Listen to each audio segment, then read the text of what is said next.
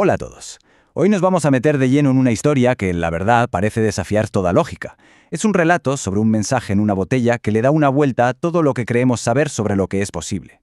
Prepárense, porque esta es la historia de unas probabilidades que, parecen imposibles. Y todo arranca con una pregunta clave. ¿Qué es una coincidencia? ¿Es solo, no sé, un capricho del azar? ¿O de verdad hay algo más detrás, fuerzas más profundas que no vemos? Pues de eso va todo esto. Vamos a intentar desentrañarlo. Vale, pues vamos a empezar por la parte más fría, por así decirlo, la lógica de lo improbable. Y es que, para entender bien la historia que viene después, primero hay que pillar un poco las matemáticas que hay detrás de esas cosas que nos dejan con la boca abierta. A ver, a todos nos ha pasado, ¿no? Vemos algo que es rarísimo, súper improbable, y enseguida pensamos, esto tiene que significar algo. Es algo muy nuestro, muy humano. Pero, ¿y si nos estamos equivocando? ¿Y si la respuesta es mucho más sencilla y al mismo tiempo muchísimo más grande de lo que imaginamos? Y bueno, aquí es donde entra en juego el Dr. Warren Weaver, un matemático estadounidense, un experto en probabilidades. Y lo que él decía va, la verdad, totalmente en contra de lo que uno pensaría. Él defendía que por muy rara que nos parezca una cosa, por muy pocas posibilidades que haya, en realidad no debería sorprendernos en absoluto.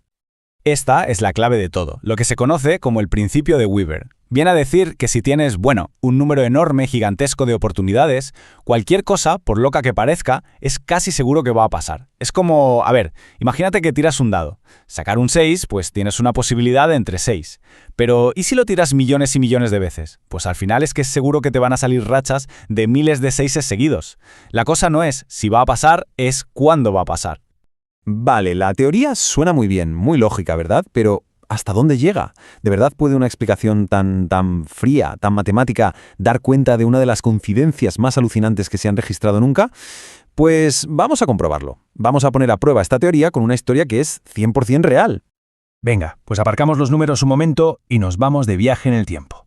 Porque nuestra historia arranca con una tragedia, en mitad de la nada en el inmenso Océano Pacífico.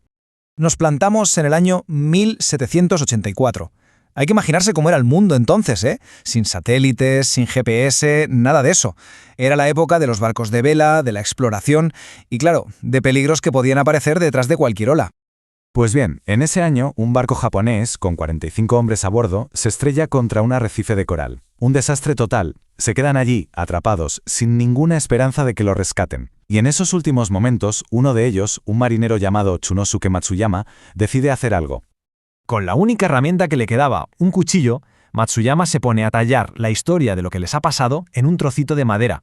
Fue como su último mensaje al mundo, ¿no? Un testamento que él seguramente pensó que nadie jamás llegaría a encontrar.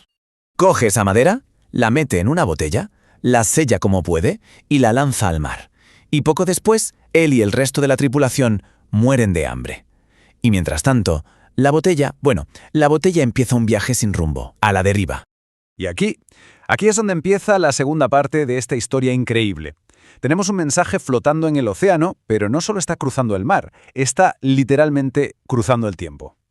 150 años. Es que hay que pararse a pensar un segundo en lo que es eso. 150 años. Es muchísimo más que una vida humana. Es un salto enorme en el tiempo. Hay que pensar en todas las generaciones que nacieron, vivieron su vida entera y murieron mientras esa botellita seguía ahí, en silencio, flotando. Hablamos de un viaje que dura 1 siglo y medio, ¿eh? Empieza a finales del siglo XVIII, cuando los barcos iban a vela, y acaba, ya bien metidos en el siglo XX. Es un viaje silencioso que atraviesa la historia. Es algo que casi no se puede ni imaginar. Y llegamos a 1934. Después de siglo y medio, la botella por fin llega a una playa. Con lo gigantesco que es el Pacífico, podría haber acabado en cualquier sitio. En Australia, en América, en cualquier isla perdida. Pero la pregunta del millón es, ¿dónde apareció? Y aquí es donde la historia se vuelve, simplemente increíble. Porque no llegó a una playa cualquiera. La botella fue a parar exactamente a la orilla de la mismísima aldea de pescadores donde había nacido Chunosuke Matsuyama, el mismo hombre que la había tirado al mar 150 años antes. Claro, esto nos devuelve de golpe a la pregunta del principio. ¿Fue simplemente el azar, como nos diría el bueno de Weaver, o aquí ha pasado algo más? ¿Hablamos de casualidad o de destino? A ver, aquí tenemos el choque de trenes, ¿no? Por un lado, la teoría de Weaver te dice, oye, con los millones de corrientes que hay y los miles y miles de días que han pasado, algo así, por raro que sea, tenía que pasar en algún momento. Es pura estadística. Pero por otro lado, tienes la historia de Matsuyama, que es tan poética, tan perfecta, que cuesta muchísimo aceptarlo como un simple número, ¿verdad?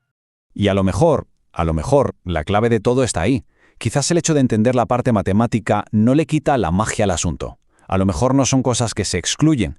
Un suceso puede ser dos cosas a la vez, una consecuencia inevitable de las probabilidades y al mismo tiempo un momento increíblemente humano que te pone los pelos de punta. Y puede que las dos cosas sean verdad. Y esto nos deja con una última reflexión. Ahora que sabemos que esto matemáticamente podía pasar, ¿la historia pierde su encanto? ¿No os parece menos increíble? O por el contrario, darnos cuenta de la escala brutal de tiempo, de espacio y de puro azar que hizo falta para que todo encajara, hace que la historia sea todavía más alucinante. Supongo que al final todo depende de cómo se mire, ¿no?